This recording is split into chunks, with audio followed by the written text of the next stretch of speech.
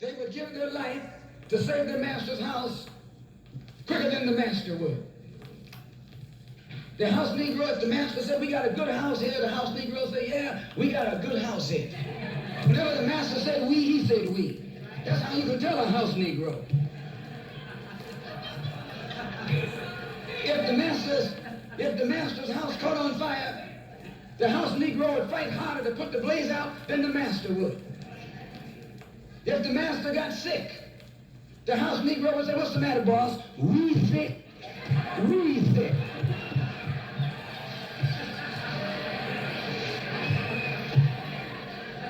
He identified himself with his master more than his master identified with himself.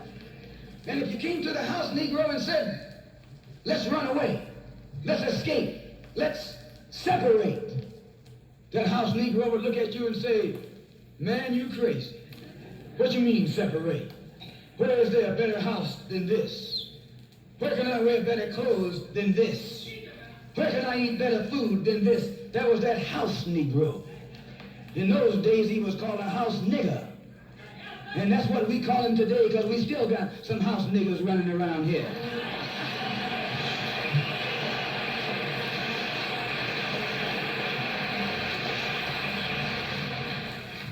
This modern house Negro loves his master.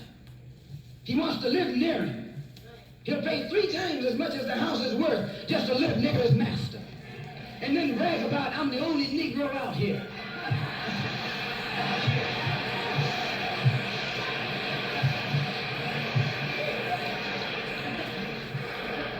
I'm the only one on my job. I'm the only one in this school. You're nothing but a house Negro. And if someone come to you right now and say, let's separate, you say the same thing that the house Negro said on the plantation. What you mean separate? From America? This good white man? Where you gonna get a better job than you get here? I mean, this is what you say. I ain't left nothing in Africa. That's what you say. Why, you left your mind in Africa.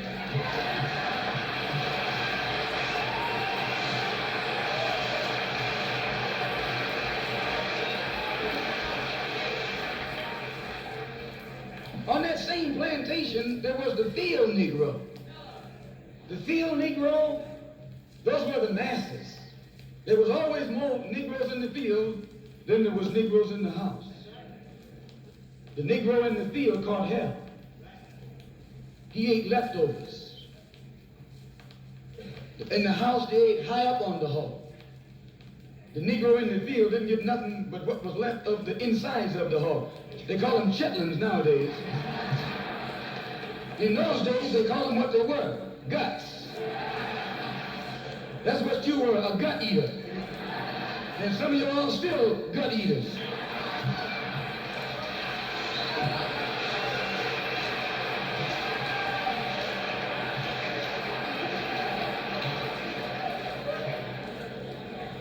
The field Negro was beaten from morning till night. He lived in a shack, in a hut. He wore cast-off clothes. And he hated his master. I say he hated his master. He was intelligent. That house Negro loved his master. But that field Negro, remember, they were in the majority. And they hated the master. When the house caught on fire, he didn't try and put it out. That field Negro prayed for a wind, for a breeze. When the master got sick, the field Negro prayed that he died. If someone come to the field Negro and said, let's separate, let's run, he didn't say, where are we going? He said, any place is better than here.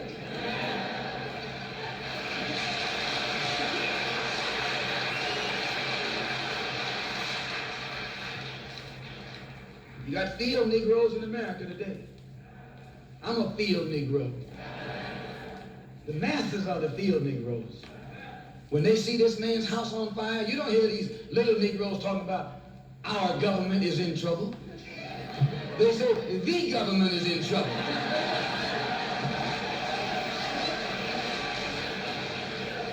Imagine a Negro, our government, I even heard one say, our astronauts. They won't even let him near a plant. And our astronauts, our Navy, that's a Negro that's out of his mind. That's a Negro that's out of his mind. Just as the slave master in that day used Tom, the house Negro, to keep the field Negroes in check, the same old slave master today has Negroes who are nothing but modern Uncle Toms, 20th century Uncle Toms, to keep you and me in check, keep us under control, keep us passive and peaceful and nonviolent. That's Tom making you nonviolent. It's like when you go to the dentist and the man is going to take your tooth. You're going to fight him when he starts pulling. So they squirt some stuff in your jaw called Novocaine to make you think they're not doing anything to you. So you sit there, and because you got all that Novocaine in your jaw, you suffer peacefully.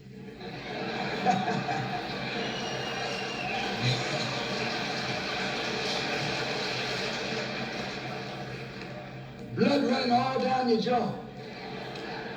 And you don't know what's happening because someone has taught you to suffer peacefully.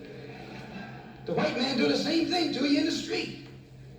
When he don't want to put knots on your head and take advantage of you and don't have to be afraid of you fighting back, to keep you from fighting back, he get these old religious Uncle Toms to teach you and me. They're just like Novocaine, suffer peacefully. Don't stop suffering, just suffer peacefully. As Reverend Cleave pointed out, let your blood flow in the streets. This is a shame. And you know he's a Christian preacher. If it's a shame to him, you know what it is to me.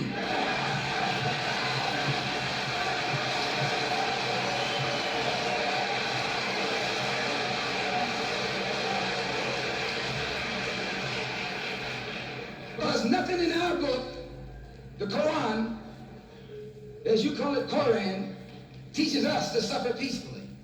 Our religion teaches us to be intelligent, be peaceful, be courteous, obey the law, respect everyone. But if someone puts his hand on you, send him to the cemetery.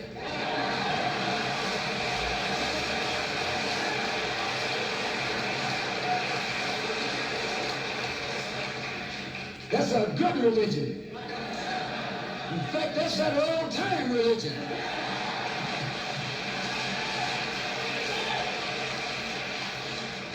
That's the one that Ma and Pa used to talk about. An eye for an eye, and a tooth for a tooth, and a head for a head, and a life for a life. That's a good religion. And then anybody, no one resents that kind of religion being taught but a wolf who intends to make you his meal. This is the way it is with the white man in America.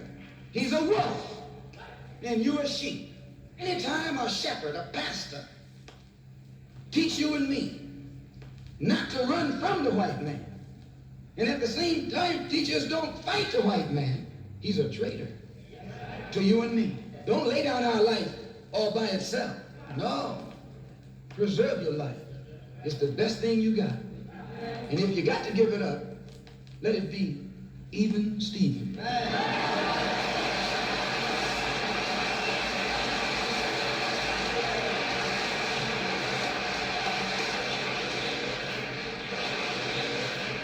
The slave master took Tom and dressed him well and fed him well and even gave him a little education. Gave him a long coat and a top hat and made all the other slaves look up to him. Then he used Tom to control them. The same strategy that was used in those days is used today by the same white man. He take a Negro, so-called Negro, and make him prominent, build him up, publicize him, make him a celebrity, and then he becomes a spokesman for Negro.